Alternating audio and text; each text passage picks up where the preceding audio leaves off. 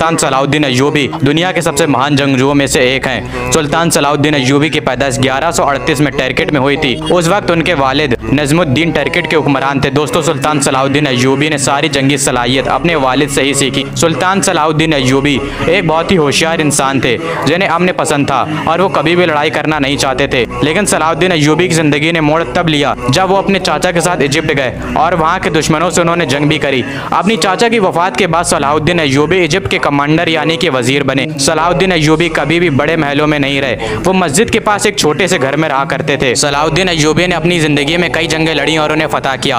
उन्होंने बड़ी बहादुरी से तकरीबन 20 सालों तक क्रूसेडर्स का सामना किया और उन्हें हार मानने पर मजबूर कर दिया। उन्होंने यूरोप की सारी ताकतों का एक साथ सामना करा, वो ताकत जो यरूशलेम को मुसलमानों से छीनने के लिए आई थी। दोस्तों, इतिहासकार क्रूसेडर्स को तारीख की सबसे लंबी जंग में से एक जंग मानते हैं। साथ ही वो जंग भी थी जिसमें बहुत ज्यादा खून बहा था। काफी मशक्कतों के बाद ईसाइयों ने दोबारा से यरूशलेम पर कब्जा कर लिया। मैं इतनी दफा क्रूसेडर्स का नाम ले चुका हूँ। आप सोच रहे होंगे कि क्रूसेडर्स था क्या। दोस्तों, क्रूसेडर्स का मतलब है मजहब की लड़ाई। ये जंग सिर्फ एक शहर के लिए लड़ी गई थी जो कि यरूशलेम, जो कि तीनों ही मजहब यहूदी, ईसाई और इस्लाम में एक अहम मुकाम रखता है। ईसाइयों के लिए वो जगह है जहाँ पर ईसा अलैहिस्सलाम ने अपने दीन को फैलाया था। मुसलमानों के लिए ये जगह इसलिए जरूरी है क्योंकि इस शहर से हमारे नबी रसूलुल्लाह सल्लल्लाहु अलैहि वसल्लम मेराज की सफर पर गए थे। 15 जुलाई सन 1099 ये इस्लाम की तारीख का एक अंधेरे से भरा दिन था क्योंकि हजरत उमर के यरूशलेम को फतह करने के 462 साल बाद यरूशलेम फिर से ईसाइयों के कब्जे में जा चुका था। इस दिन मुसलमानों पर इतने जुल्म हुए जिसका तस्करा भी नहीं किया जा सकता है। इस दिन तकरीबन 70,000 मुसलमानों को शहीद किया गया। सड़कों पर इतना खून था कि घोड़े चल नहीं पा रहे थे, वो फिसल जा रहे थे। पूरे शहर में कई सारी मस्जिदों को तोड़ा गया। सिर्फ मुसलमान ही नहीं, ईसाइयों को भी इससे नुकसान हुआ। वो ईसाई जिनका कल्चर ग्रीक, जॉर्जियन, आर्मेनियन था, उन पर कैथोलिक चर्च का कल्चर थोपा जाने लगा। ये खबर सुनकर कि मुसलमानों की तीसरी मुकद्दस जगह मुसलमानों के हाथ से निकल गई है, उसने पूरी दुनिया के ही मुसलमानों को हैरानी में डाल दिया था। अब्बासी खिलाफत उनके पास इतनी ताकत नहीं थी कि वो क्रूसेडर्स का सामना कर सके। यरूशलेम के अलावा क्रूसेडर्स ने कई और शहरों पर अपना कब्जा जमा लिया। मेडिटेरियन कोस्ट के पास 4 क्रूसेडर सल्तनत ने अपनी हुकूमत कायम कर ली, लेकिन इन क्रूसेडर्स का सामना सल्जूकियों से भी हुआ।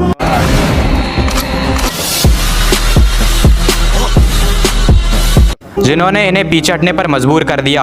और सल्जूक जो कि बहुत खतरनाक थे, सल्जूकियों ने क्रूसेडर्स को बेहद बुरी तरह तबाह कर दिया और ना जाने कितने क्रूसेड्स के सिपाही इसमें मारे गए। इसके बाद हमारी कहानी में सलाहुद्दीन अय्यूबी आते हैं। बचपन से ही बड़े होशियार और बहादुर किस्म के इंसान थे। उन्होंने अपने वक्त के बेहतरीन इस्लामिक स्कॉलर से अपनी तरबियत हासिल की। अगर देखा जाए तो शुरुआत में सलाहुद्दीन अय्यूबी का मन इस्लामिक स्टडीज और पढ़ाई में ज्यादा लगता था, लेकिन उनके चाचा ने उन्हें इजिप्ट भेज दिया। इस वक्त सलाहुद्दीन अय्यूबी बेहद जवान थे।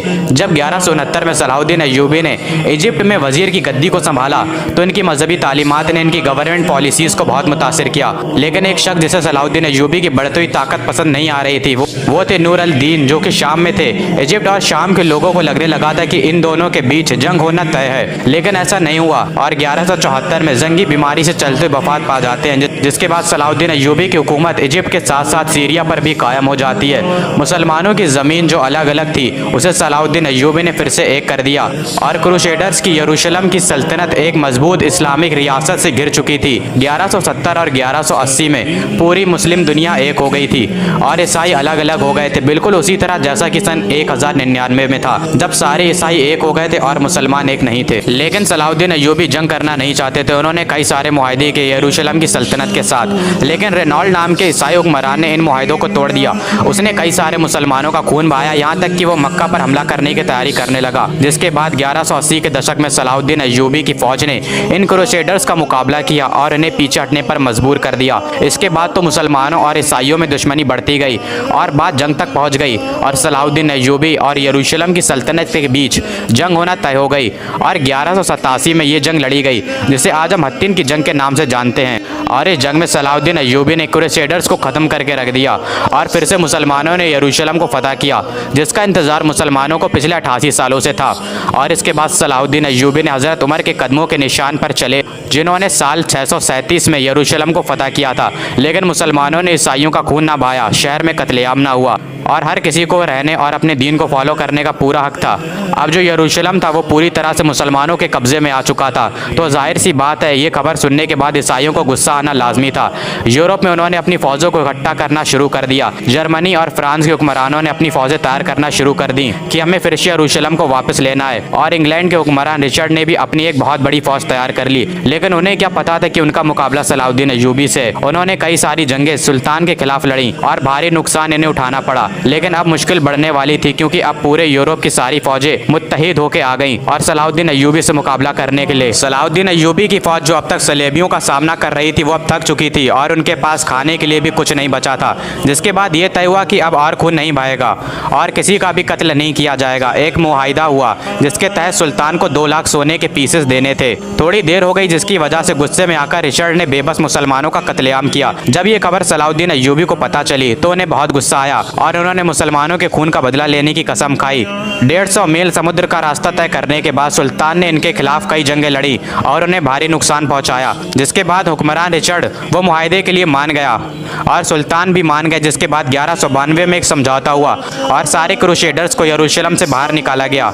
इन्हीं के लिए अल्फाज फरमाए मौलाना तारिक जमील ने कि जिस कौम की बच्चियां नाच गाने को अपना शौक बना लें उस कौम से नाचने गाने वाले ही पैदा होंगे। खालिद बिन वलीद पैदा नहीं होंगे, मोहम्मद बिन कासिम पैदा नहीं होंगे, तारिक बिन जियाद पैदा नहीं होंगे, सलाहुद्दीन अय्यूबी पैदा नहीं होंगे जो अकेले पूरे यूरोप का सामना करें। आपको पता है सत्तीन की जंग में तकरीबन 7 सल्तनतें सलाहुद्दीन अय्यूबी के खिलाफ आ गई थी। पूरा यूरोप एक तरफ था, पूरा यूरोप उनके खिलाफ था और इधर तनहा सलाहुद्दीन था। इसके बावजूद उन्होंने उसमें इकट्ठा यूरोप को शिकस्त दी। रेनॉल्ड एक बादशाह था जिसने हज पर जाने वाले काफिलों पर हमला किया और हाजियों को कैद कर लिया और कहने लगा कि बुलाओ अपने मोहम्मद को। तो जब हत्तीन की जंग हुई है उसके बाद बड़े बड़े बादशाहों को मुसलमानों के हाथों कैद किया गया जिसमें रेनॉल्ड भी था। तकरीबन 12 बादशाह कैद हुए हैं और सब प्याज की शिद्दत से तड़प रहे थे। सलाहुद्दीन अय्यूबी ने सबको पानी पिलाया, रेनॉल्ड को नहीं पिलाया। तो उनमें से एक जो हुक्मरान था उसने अपने में से थोड़ा सा पानी बचाकर रेनॉल्ड को दे दिया। तो सलाहुद्दीन अय्यूबी ने कहा कि ये पानी तुम पिला रहे हो, मैं नहीं पिला रहा हूँ, क्योंकि इस्लाम में जब आप पानी पिलाते हैं तो ये अमन की निशानी होती है। रेनॉल्ड को इस्लाम की दावत दी गई लेकिन उसने इनकार कर दिया। तो सलाहुद्दीन अय्यूबी ने कहा कि मैंने कसम खाई थी जब तूने हाजियों के काफिले पर हमला किया था और कहा था कि बुलाओ अपने मोहम्मद को सल्लल्लाहु ताला अलैहि वसल्लम, तो मैंने कसम खाई थी कि अगर अल्लाह ने मुझे मौका दिया तो मैं अपने हाथों से तेरी गर्दन को उड़ाऊंगा। ले आज ये मोहम्मद का अदना गुलाम तेरी गर्दन उड़ाने जा रहा है। और सलाहुद्दीन अय्यूबी ने उसकी गर्दन उड़ाई तो बाकी के जो बादशाह थे वो कब कपाने लगे। तो सलाहुद्दीन अय्यूबी ने कहा कि हमारे इस्लाम में नहीं है, हमारे इस्लाम में बादशाहों के साथ बादशाहों वाला सलूक ही किया जाता है। लेकिन ये अपनी हद से ज्यादा आगे बढ़ गया था और ये अल्फाज है सलाहुद्दीन अय्यूबी के कि अगर तुम्हें किसी कौम को बिना जंग के बर्बाद करना है तो उस कौम के नौजवानों में अय्याशी को आम कर दो और वो कौम बिना जंग के ही बर्बाद हो जाएगी। आप ध्यान दीजिए, जब तक मुसलमानों ने दीन के रास्ते पर हुकूमत की है तब तक शान से हुकूमत की है, लेकिन फिर उसके बाद मुसलमान अय्याशियों में डूब गए। अल्लाह ने अरबियों को ताकत दी थी हुकूमत करने की क्योंकि रसूलुल्लाह सल्लल्लाहु अलैहि वसल्लम उनमें से एक थे, लेकिन फिर अरबी अय्याशियों में डूब गए और खुद की ताकत को खत्म कर बैठे। उस वक्त भी अरबियों के हाथ से निकला था यरूशलेम। अरबियों में इतनी ताकत नहीं बची थी कि वो फिर से वापस ले सकें। सलाहुद्दीन अय्यूबी ने वापस ला कर दिया और फिर इनके बाद क़यादत किनके हाथों में आई? तुर्कों के हाथों में आई। सुल्तान सलाहुद्दीन अय्यूबी कहने को तो सुल्तान थे लेकिन उन्होंने अपनी ज़िंदगी कैसे गुजारी ये सब जानते हैं। बड़ी शक्तियाँ देखी उन्होंने, अपनी ज़िंदगी में बड़ी बड़ी जंगें लड़ी और आज फिर यरूशलेम मुंतज़िर है सलाहुद्दीन अय्यूबी का। सुल्तान सलाहुद्दीन अय्यूबी की बहादुरी का अंदाज़ा इसी बात से लगा सकते हैं कि हत्तीन की जंग में तकरीबन 8 सल्तनतें अकेले एक साथ आई थी और इधर सुल्तान सलाहुद्दीन अकेले थे। इसके बावजूद सलाहुद्दीन अय्यूबी ने उन सबको शिकस्त दी और इतने रहम दिल थे कि उन्होंने सबको छोड़ दिया। कोई भी आके यरूशलेम में इबादत कर सकता है, कोई भी आकर रह सकता है। ये रहम दिली थी सलाहुद्दीन अय्यूबी की। और इसी के साथ हमारी वीडियो खत्म होती है। उम्मीद करता हूँ आप लोगों को पसंद आई होगी। मिलते हैं किसी और नए वीडियो में, तब तक के लिए अल्लाह हाफिज़।